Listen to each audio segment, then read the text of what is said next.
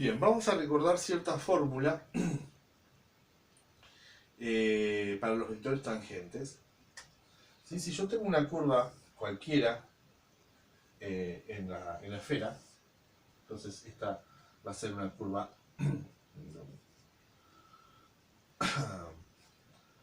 vamos a tomarla en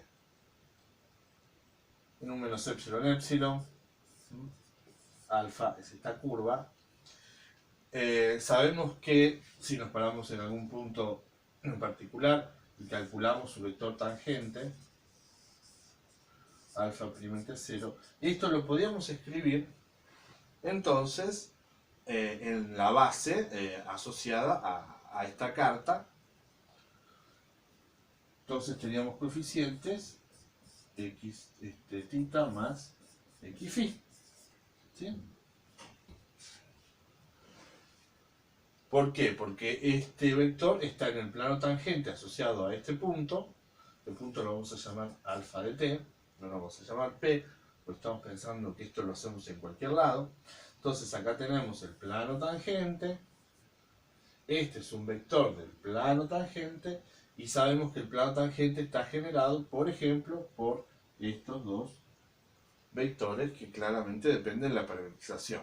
Si utilizo otra parametrización, el plano va a ser el mismo, pero la base no.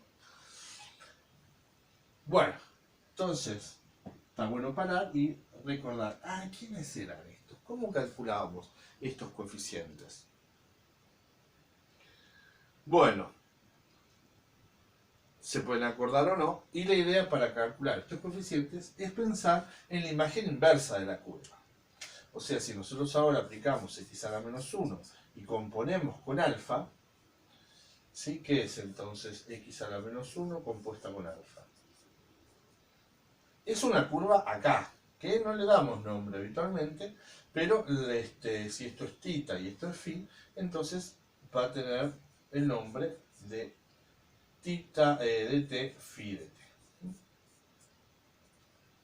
Entonces esto no es cualquier cosa, estas no son variables, estas son funciones que les doy el nombre de las variables del plano coordenado, pero están representando las funciones asociadas a esta curva alfa. Y entonces, no sé si se acuerdan que las derivadas de estas funciones son los coeficientes acá. Alfa prima, entonces, tita prima en t y phi prima en t van a ser las coordenadas. Si me falta algo acá, podría decir, bueno, ¿y estos vectores en dónde? Y siempre en el Q, pero bueno, acá no tengo un Q en particular, sino tengo la imagen de esto. O sea, en esta curva. O sea, si acá tengo que poner algo, X en dónde? En tita de t phi de t. Lo mismo acá. ¿Sí? Entonces, la forma completa. Eso del oxódromo se había quedado del video anterior, ¿sí? Entonces, la forma completa para escribir un vector tangente en coordenadas sería, bueno, para esta parametrización, ¿no? Si no hay que usar U y B, si no sería tita prima en t de x tita en x. Voy a empezar a ahorrar paréntesis y escribir así.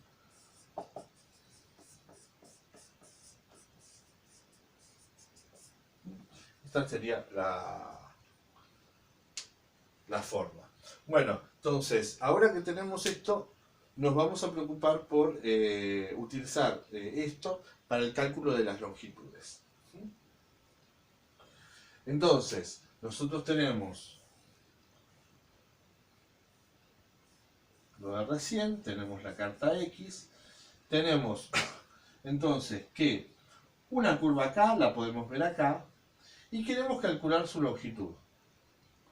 Bueno, una forma es verla como curva de R3 y ya sabemos que tenemos que hacer la longitud. Pero otra es verla como curva en U y hacer la cuenta pensando que estamos acá. ¿Cómo sería eso? Bueno, entonces vamos a desarrollar. ¿Qué dijimos? ¿Cómo hacíamos la longitud de esto? Ah, bueno, lo hacíamos como siempre.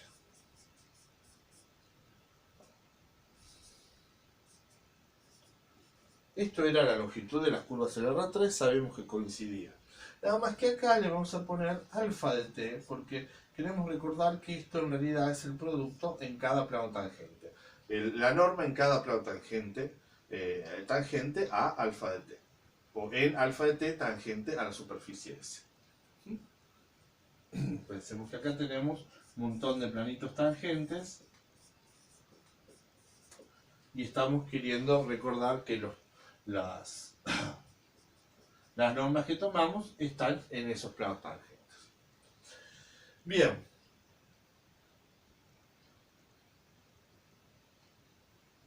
Esto, entonces, ¿cómo lo podemos escribir? Esto es la raíz cuadrada de la primera forma fundamental de alfa prima de t. La primera forma fundamental en donde, no en un punto P, sino en alfa de t. Bárbaro. Y en vez de escribir esto, vamos a escribir esto.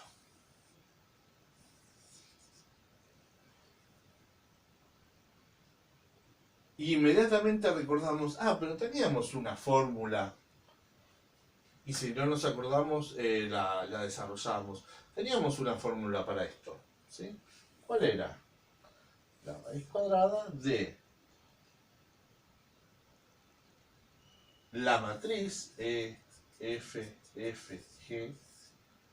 Y acá que teníamos que poner las coordenadas. Tita prima, phi prima. Y acá teníamos que repetir las coordenadas. Tita prima y phi prima.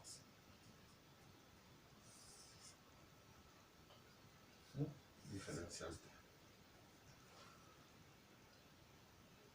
Por si no nos acordamos, porque si nos acordamos directamente lo que hacen, bueno, si nos acordamos ahora tenemos que hacer este por este por este, nos queda un vector columna y después hacer un vector fila y después hacerlo por este.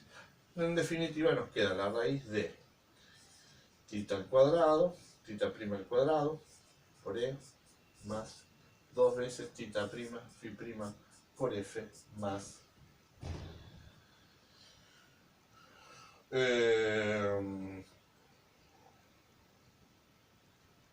phi prima al cuadrado por F. Esta fórmula vale, si nosotros ponemos U y B, también vale. Pero lo estamos haciendo acá para un tita phi. Bien, entonces, en nuestro caso particular de la esfera, con esta parametrización en particular, ¿quiénes eran E, F y G? F era 0,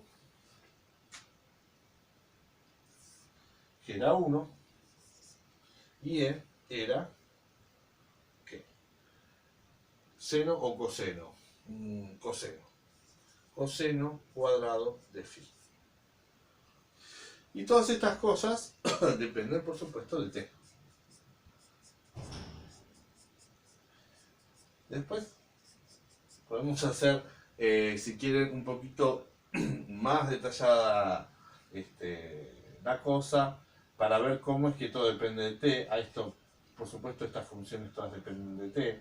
Este e era esto por esto, que dependía de phi de t, ¿sí? Entonces todo esto depende en definitiva de phi de t, todos estos coeficientes, ¿sí?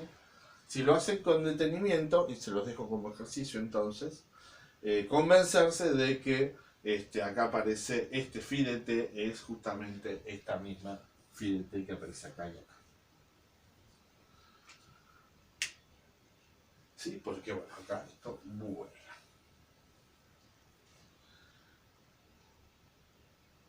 Y entonces nos quedó una bonita fórmula.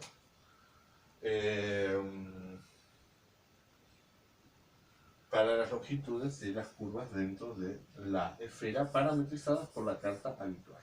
Entonces esto es tita prima de t coseno cuadrado de phi de t más tita prima cuadrante. Raíz cuadrada diferencial de t.